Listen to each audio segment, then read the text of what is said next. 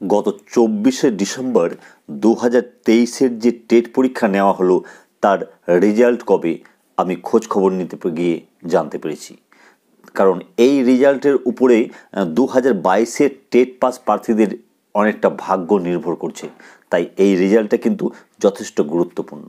তার সঙ্গে সঙ্গে 2017 ও 2014 যে সমস্ত টেট পাস প্রার্থীরা 11,765টি শূন্যপদের উপর ইন্টারভিউ দিয়ে আসলেন, তাদের প্যানেল কবে প্রকাশ হতে পারে এটা খোঁজ খবর নিতে গিয়েও কিছু তথ্য পেয়েছি, যা আজকের এই ভিডিওতে তুলে ধরবো। তাই ভিডিওটিকে এখনই একটু লাইক করার অনুরোধ রইল, এবং যারা নতুন অবশ্যই চ্যানেলটিকে সাবস্ক্রাইব করে পাশে আসা বেল আইকন প্রেস করে অল করে তারপর আমাদের ভিডিওটি দেখুন।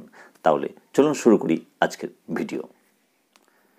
এনসিটির গাইডলাইন মেনে প্রতি বছর টেট নেওয়া বাধ্যতামূলক বলে যে দাবি করে আসছে পর্ষদ, সেই অনুযায়ী কিন্তু গত 2 বছর থেকে কিন্তু পর্ষদ টেট পরীক্ষা নিয়ে আসছে, এবং সেই মতো পর্ষদ থেকে যা খবর পাওয়া গেছে যে এই যে 24শে ডিসেম্বরের পরীক্ষাটি হলো, যেখানে আমি ইনভিজিলেটর ছিলাম, এবং এবারের পরীক্ষায় আমার অভিজ্ঞতা খুব একটা ভালো নয়।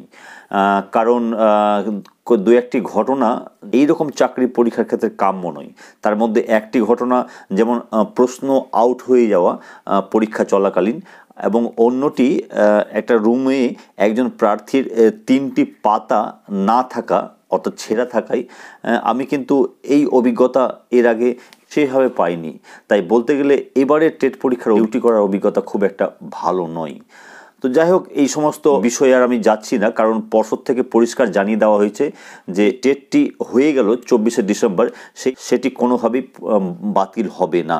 তাই এই বিষয় নিয়ে আর আলোচনা করে কোনো লাভ নেই। তবে আপনাদের যারা যারা টেট পরীক্ষা দিলেন তাদের কিন্তু অ্যান্সার কি কয়েকদিনের মধ্যে প্রকাশ করে দেওয়া হবে। যদিও সেটা ফাইনাল অ্যান্সার কি নয়, সেই অ্যান্সার কি যদি আপনার মনে হয় যে ভুল রয়েছে, তাহলে আপনি সেই অ্যান্সারটিকে চ্যালেঞ্জ করতে পারবেন কিছু টাকার বিনিময়ে। গতবার বোধহয় 500 টাকার মতো ছিল, এবার হয়তো কম বেশি হতে পারে। সেই টাকার বিনিময়ে আপনারা চ্যালেঞ্জ করতে পারবেন, এবং তার সপক্ষে যুক্তিও দেখাতে হবে। যদি আপনার যুক্তি গ্রহণযোগ্য বলে মনে হয়, তাহলে সেই অ্যান্সারটা ফাইনাল করা হবে।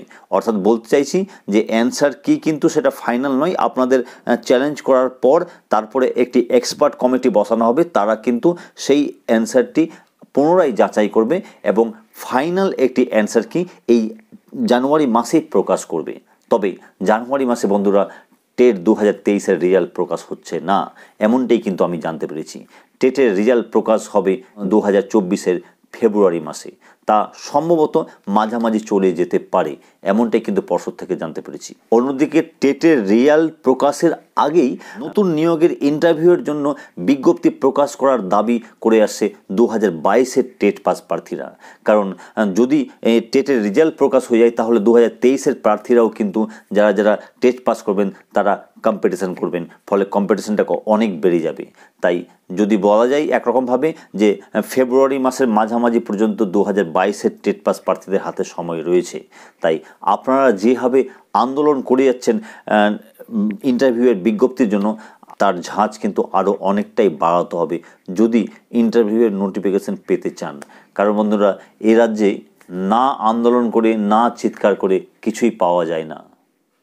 অন্যদিকে 11,765টি শূন্যপদের উপর যে ইন্টারভিউ নিয়ে নেওয়া হলো 2014 ও 2017 টেট পাস প্রার্থীদের, তাদের প্যানেল কবে প্রকাশ হতে পারে এ নিয়ে খোঁজ খবর নিতে গিয়ে আমি সেরকম কোনো আপডেট না পেলেও এইটুকু খবর পেয়েছি যে আপনাদের প্যানেল কিন্তু সম্পূর্ণ কমপ্লিট হয়ে পড়ে রয়েছে।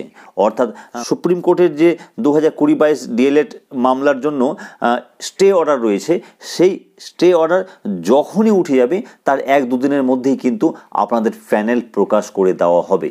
কিন্তু স্টে অর্ডার থাকাকালীন কোনোভাবেই পর্ষদ প্যানেল প্রকাশ করতে পারবে না বলে জানিয়ে দিয়েছে। তাই এই স্টে অর্ডার ওঠার প্রার্থনা ছাড়া আমরা কিছুই করতে পারি না।